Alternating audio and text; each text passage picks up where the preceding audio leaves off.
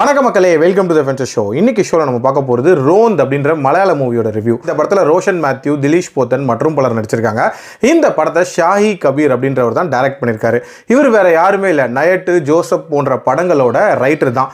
இந்த படமும் ஒரு காப் ஸ்டோரி. பெரும்பாலான காப் படங்கள் இருக்கக்கூடிய கதைகள் என்ன, ஒரு போலீஸ் ஆஃபீஸர் பயங்கர நேர்மையாகவும் மாசாவும் இருக்காரு அண்ட் மக்களுக்கு எப்படி நல்லது பண்ணுறாங்கன்ற மாதிரி ஒரு எக்ஸ்ட்ரீம் காட்டுவாங்க. இல்லைனா அவர் எவ்வளோ கரப்டடாக இருக்காரு அண்ட் தன்னோட பவரை எப்படிலாம் எக்ஸ்ப்ளாய்ட் பண்ணுறாரு அப்படின்ற மாதிரி இன்னொரு எக்ஸ்ட்ரீம் காட்டுவாங்க. இது ரெண்டுத்துக்கும் நடுவில் இருக்கக்கூடிய போலீஸ் ஆஃபீஸர்ஸ், அதுவும் ஒரு யதார்த்தமான ஒரு வாழ்வியலை காட்டக்கூடிய படங்கள் அப்படின்றது ரொம்ப ரொம்ப கம்மி தான். அந்த மாதிரியான ஒரு படமாக தான் இந்த படத்தை நான் பார்க்குறேன். இந்த படத்தோட கதைன்னு பார்த்தீங்கன்னா ரொம்ப சிம்பிளான கதை. ரெண்டு போலீஸ்காரங்க நைட்டு ரோந்துக்கு போகிறாங்க.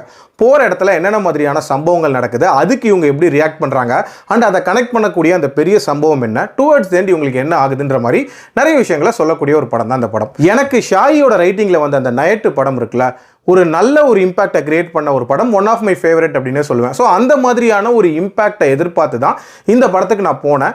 என்னோட எதிர்பார்ப்பு கொஞ்சமும் குறையாதபடி ஒரு நிறைவான படத்தை கொடுத்துருக்காங்க அப்படின்னே சொல்லலாம்.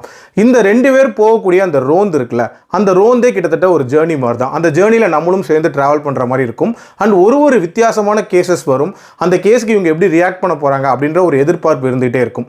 இன்ஃபேக்ட் ரெண்டு பேருக்குமே ஒரு சில வீக்னஸ் இருக்குது அப்படின்ற மாதிரி காட்டியிருப்பாங்க. உதாரணத்துக்கு நம்ம திலீஷ் போத்தன் இருக்கார்ல, அவருக்கு குழந்தைங்கன்னா சில வீக்னஸ் இருக்கும் அப்படின்ற மாதிரி காட்டியிருப்பாங்க. அதே மாதிரி ரோஷன் மேத்யூக்கு வந்து சூசைட் மாதிரியான விஷயங்களுக்கு சில வீக்னஸ் இருக்குது அப்படின்ற மாதிரி காட்டியிருப்பாங்க.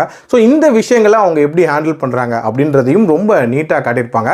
எல்லாத்துக்கும் மேலே இவங்க ரெண்டு பேரோட பெர்ஃபார்மன்ஸ் அப்படின்றதுமே ரொம்ப ரொம்ப சூப்பராக இருந்துச்சு அப்படின்னே சொல்லலாம்.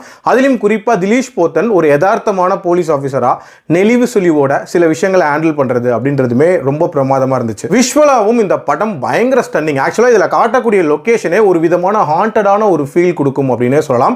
இன்ஃபேக்ட் இதில் ஹாரர் மூவி ரேஞ்சுக்கு ஒரு சில காட்சிகள் வச்சிருப்பாங்க.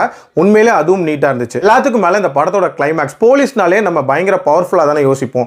அவங்க பவர்லெஸ்ஸாக இருக்கக்கூடிய தருணம் என்ன அப்படின்ற மாதிரியான ஒரு தீமில் போகக்கூடிய ஒரு கிளைமேக்ஸ் அல்டிமேட்டாக இருந்துச்சு. எனக்கு இந்த படத்தில் ஒரே பிரச்சனையாகப்பட்டது அந்த லாஸ்ட் பிட் இருக்கும்ல கிளைமேக்ஸில், அந்த இதுதான் சொல்லுவேன். அதாவது ஃபோர்ஸ்ஃபுல்லாக அந்த முடிவை கொடுக்கணும் அப்படின்ற மாதிரி கொடுத்த மாதிரி இருந்துச்சு. மேபி அதை கொஞ்சம் டிஃப்ரெண்ட்டாகவே ட்ரை பண்ணியிருந்திருக்கலாம். பட் ஓவரால் ஒரு தரமான படம், கண்டிப்பாக ட்ரை பண்ணி பாருங்க. என்னோட ரேட்டிங் இந்த படத்துக்கு 3.8 out of 5. அடல்ட் கண்டென்ட்லாம் பெருசாக இல்லை. மீண்டும் அடுத்த விமர்சனத்தில் சந்திக்கிறேன். நன்றி, வணக்கம்.